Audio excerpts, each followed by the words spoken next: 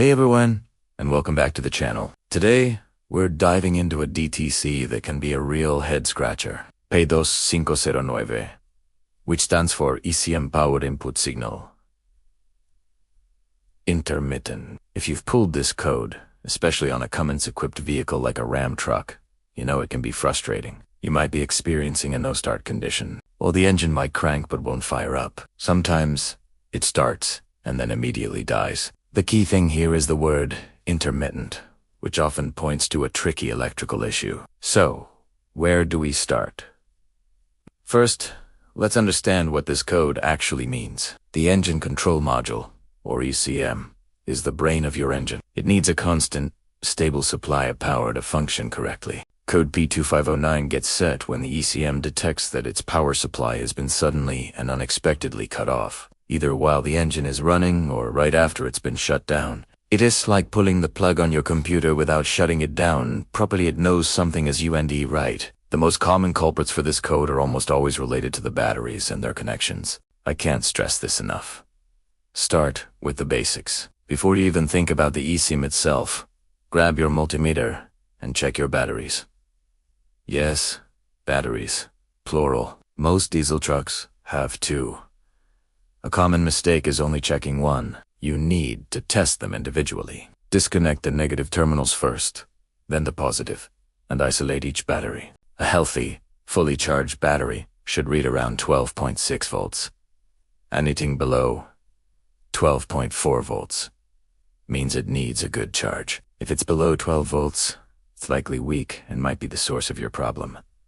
But voltage is only half the story. You also need to load test the batteries. A battery can show good voltage, but fail completely under a load. Many auto parts stores will do this for free. If one battery is bad, it's highly recommended to replace both at the same time. Mismatched batteries with different ages and capacities can cause charging issues and lead to premature failure of the new battery. Once you've confirmed your batteries are good, the next step is to meticulously inspect all your power and ground connections.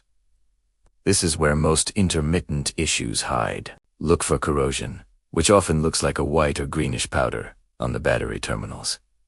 Clean them thoroughly with a wire brush until they're shiny. Don't just look at the terminals either. Follow the main battery cables. Check the positive cable connection at the starter and the fuse box or power distribution center. More importantly, check the ground cables. There's a ground from the battery to the frame, and another one from the engine block to the frame. These grounds are absolutely critical. A loose or corroded ground can cause all sorts of weird electrical gremlins, including a P2509 code. Take your time here. Wiggle the cables. Are they tight? Is the cable itself corroded under the insulation? Sometimes you'll find corrosion has wicked its way up the cable, creating high resistance.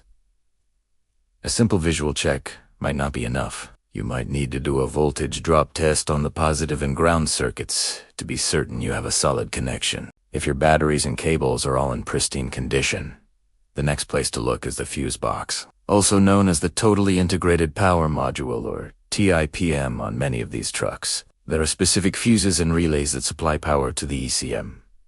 Check your owner's manual or a service diagram to identify them. Pull each fuse related to the ECM and inspect it. Look for any signs of corrosion on the prongs or in the slot it plugs into. Again, we're hunting for an intermittent connection. Another potential issue, though less common, is the ignition switch. If the switch is failing, it can momentarily cut power to the ECM relay, causing the code to set. This can be harder to diagnose and might require checking for power at the ECM relay while wiggling the key in the ignition. Finally, if you've exhausted all of these other possibilities, you might have an issue with the ECM itself. This should be your last resort. ECMs are robust, but they can fail. Before condemning a multi-$1,000 computer, it's wise to double and triple check all the wiring and connections leading to it. Check the main ECM connector for any bent or corroded pins. So, to recap, for a P2509, start with the simple stuff first. Test and clean your batteries and terminals. Inspect every inch of your main power and ground cables for tightness and corrosion.